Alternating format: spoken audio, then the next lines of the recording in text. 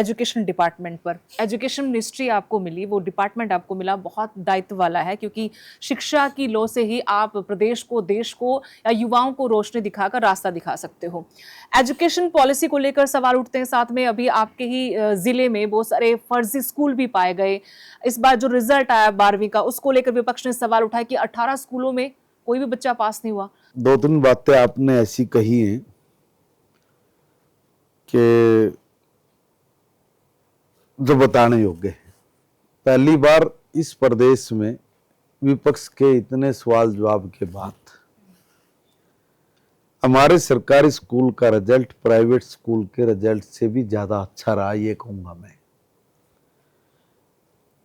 Science side से तो हमारा स्कूल का 1.5% ज्यादा और कॉमर्स और आर्ट में 1-1% पीछे रहा है। यानी जिसके बारे में विपक्ष दिन रात कोसता रहता है, टीचर नहीं है, ढांचागत विकास नहीं है ना, ये सब चीजें नहीं है ना, उसके बावजूद भी प्राइवेट स्कूल से भी ज्यादा बढ़िया रिजल्ट आना, ये रिजल्ट ही उनके मुंह पे तमाचा है जो ऐसा बोलते हैं।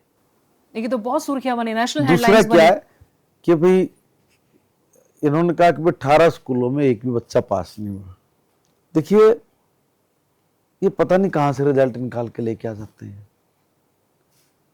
ये ठीक है कि कुछ स्कूलों का रिजल्ट अच्छा नहीं आया, और जैसे रिजल्ट आया टॉप 10 स्कूल भी, टॉप बॉटम भी, नीचे वाले भी 10 और ऊपर वाले भी 10, मैंने तुरंत उनका मीटिंग बुलाया, कहां कमी रही है और आपने ऐसा क्या किया कि हम टॉप में आए और कमी कहां रही है।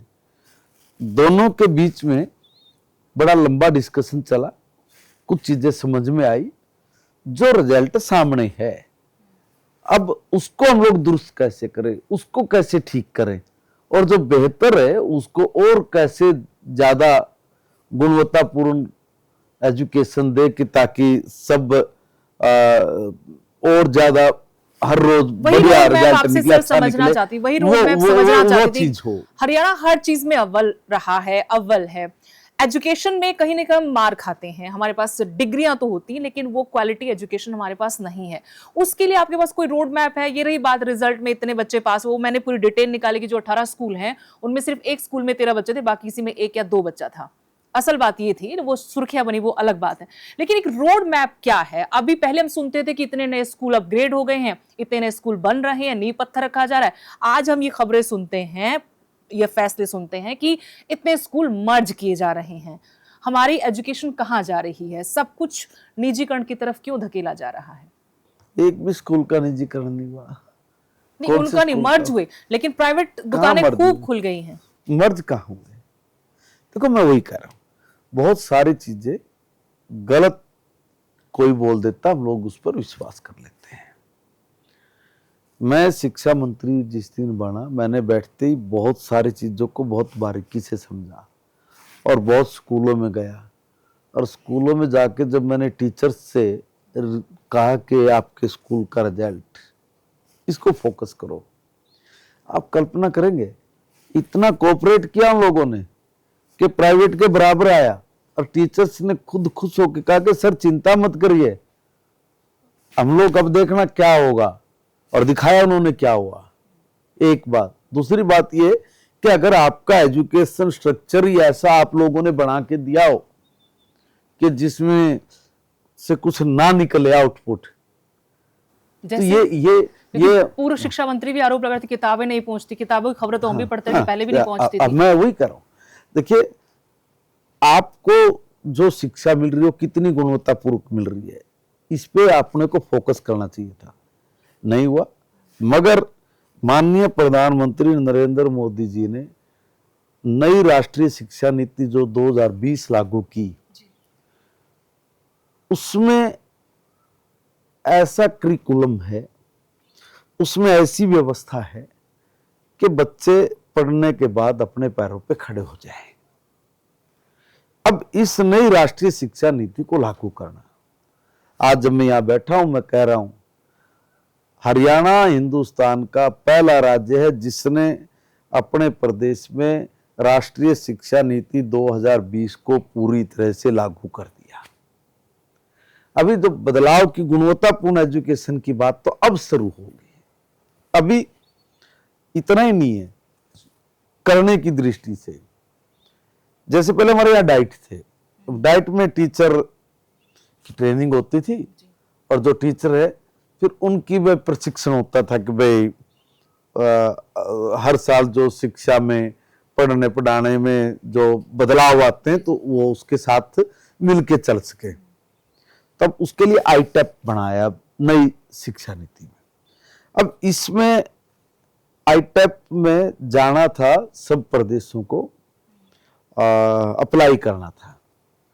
अब आप सुनकर हैरान रहेंगे, हरियाणा के अलावा दूसरा कोई प्रदेश उसमें अप्लाई नहीं कर पाया। हमने अप्लाई किया है। पड़ोसी राज्य पंजाब में तो भगवंत मान दावा करते हैं, हरजोत बैंस दावा करते हैं कि हमारे तो सिंगापुर में ट्रेनिंग दिलवा रहे और भेज भी रहे हैं वो टीचर्स को। देखिए वो क्या कर रहे हैं वो छोड़ो, जो उनकी तो क्या सुनोगे। जैसी वो कह रहे हैं 40,000 रुपए का प्रोजेक्टर अरविंद केजरीवाल ने 40 लाख रुपए में लगाया कर दिल्ली में सारी दिल्ली ठग ली, इसलिए तो बाहर गया। देखो भाई, मैं उनके ऊपर नहीं जाना चाहता, मैं तो एक चीज वो कह रहा हूं जो ऑनलाइन भी है, जो सबने दिखे। तो भाई तुम भगवंत मान जी, आप ये बता दो, आपने एनईपी लागू कर दी, आपने आईटेप पे अप्लाई करा दिया। अरे जो चीज है वो करिए ना, जो काम है वो करिए ना।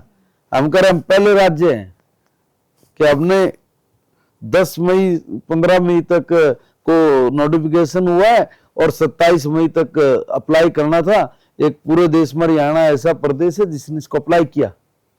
अभी इंटर्नशिप वो हो, उसके लिए उद्योग और यूनिवर्सिटीज वो आपस में मिले, हमारे बच्चों की इंटर्नशिप कराएं, वो प्रैक्टिकली काम करें।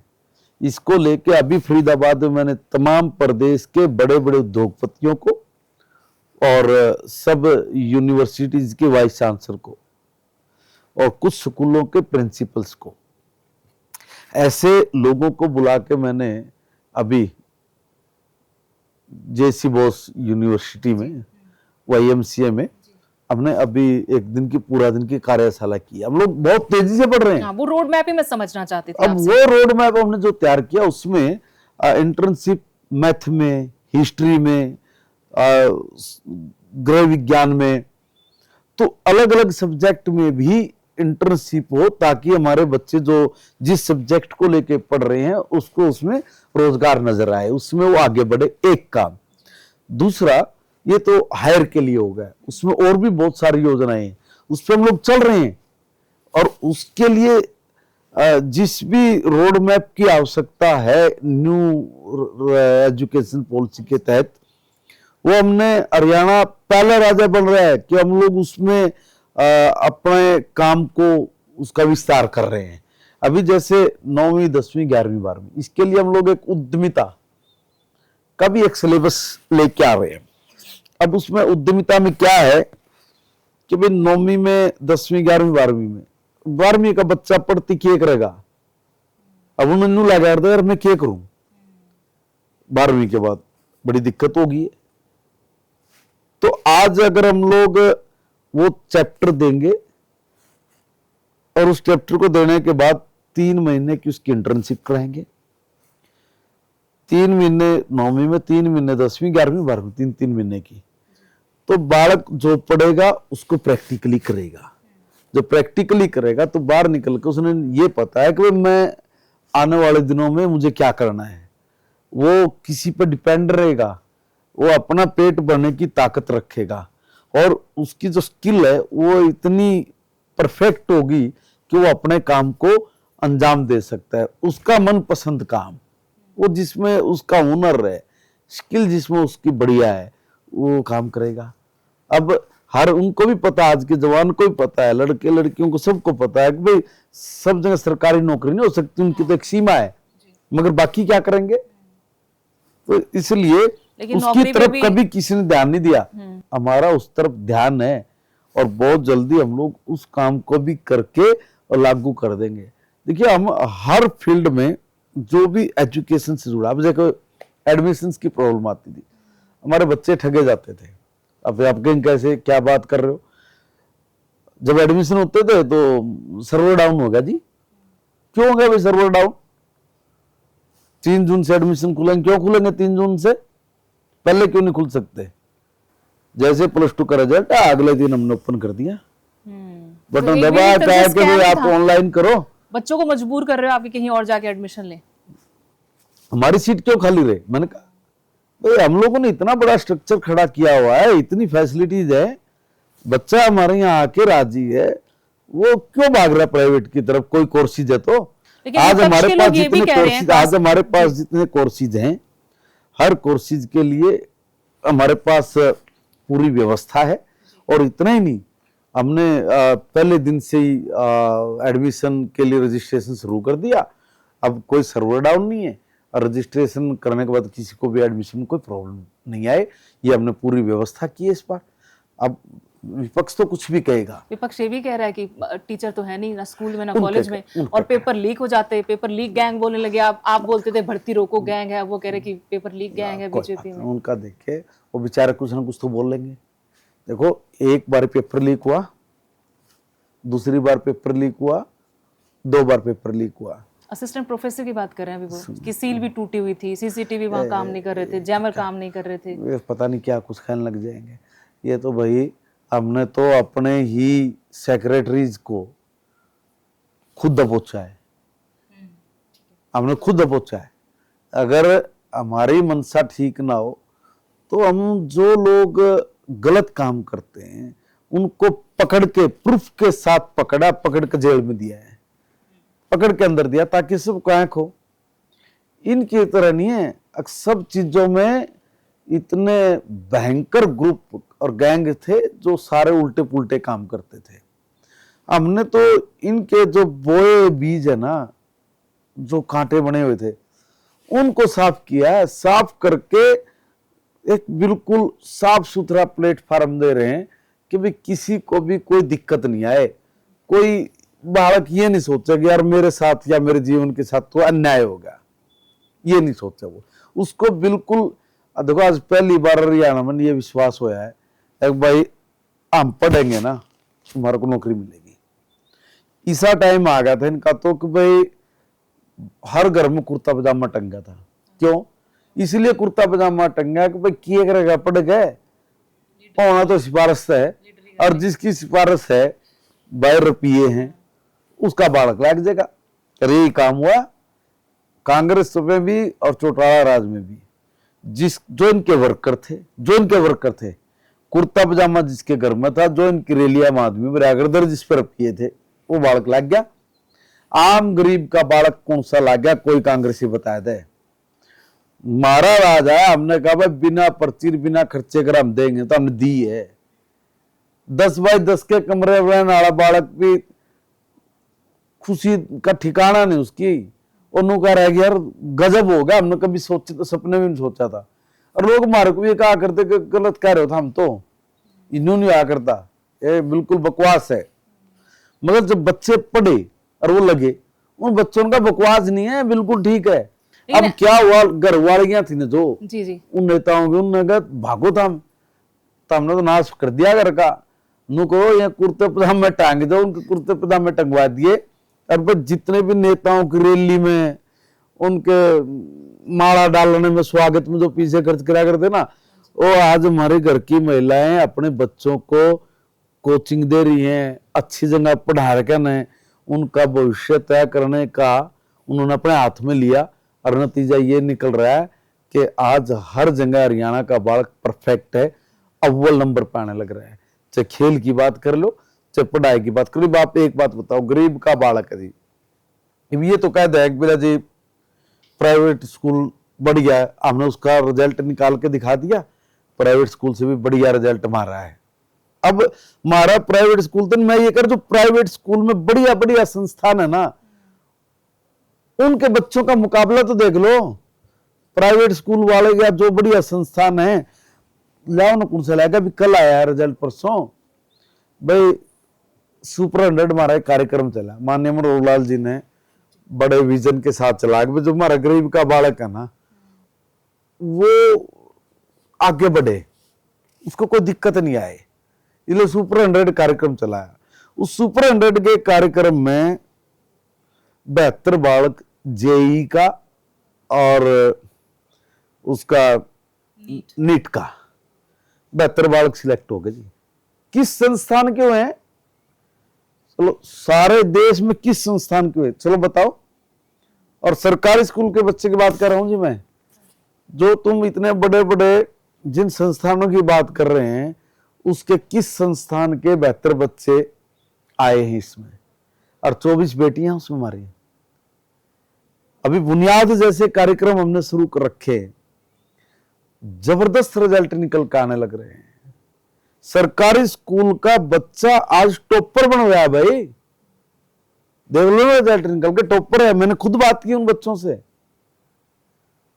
10वीं में भी 12वीं में भी। ये जैसे कह रहे हैं 18 स्कूल है वो, और आपने बता दिया कि किसी में 1 बालक है, किसी में 2 बालक है। इसलिए देखिए, बच्चे ना होना हमारी एक प्रॉब्लम है, हमारा एक नहीं, उसके फतूर है। पीछे क्या क्या प्रॉब्लम है? प्रॉब्लम ये जी भी हमारी देखते हैं कि धारणा है। प्राइवेट स्कूल की मनमानी कितनी है, फीस को लेकर भी कोई पॉलिसी लेकर आएंगे आप? हाँ, मैं एक निवेदन कर रहा हूं, देखो धारणा ये तोड़नी पड़ेगी। अब धारणा यह बन गई भाई प्राइवेट स्कूल में ज्यादा बढ़िया पढ़ाई है, उसमें बालक दाखिल कराएंगे।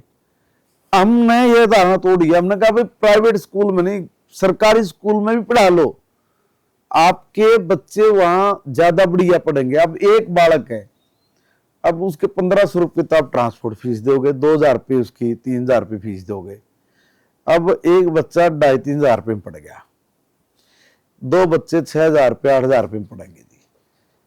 अब हम कह रहे भाई सरकार ने इतना बढ़िया एटमोस्फेयर वाला स्कूल दे रखा, वातावरण बहुत बढ़िया, गांव का हर व्यक्ति स्कूल के प्रति आस्था रखता है, सामाजिक सुरक्षा भी उससे बढ़िया नहीं कहीं भी है, खेल कूद के ग्राउंड भी उसमें बढ़िया है, सारी चीजों की फैसिलिटीज है, हाईटेक क्लासरूम है, भाई किसी चीज की कमी नहीं। स्कूल का जो टीचर है, आप कल्पना करेंगे ना भाई कितने जबरदस्त टीचर है हमारे, कितने हाई क्वालिफाई हैं, कैसे टेस्ट क्लियर कर वो आते हैं, उन जैसे कोई टीचर भी नहीं है। देखो सारी चीजों की सुविधा बहुत बढ़िया, बस एक हमारा मन है, धारणा है कि भाई ना इसमें पढ़ाएंगे। हम लोगों से अपील ये कर रहे हैं कि जी देखो आप इधर बच्चे दीजिए, हम गारंटी देते हैं कि आपके बच्चे को अच्छी एजुकेशन देंगे। जितनी आपको लगता है कि भाई कोई कमियां है, मैं तो सुझाव भी मांग रहा हूं कि भाई आप सुझाव दो जहां जहां कोई कमियां है, और उन कमियों को पक्का दूर करें। मेरे पास जितने भी सुझाव आते हैं, आप कल्पना करेंगे, मैं विद इन वीक उस सुझाव तक पहुंच जाता हूं, और पहुंच के उसको कैसे ठीक करना है इसकी तरफ लगाता हूं सारी एनर्जी।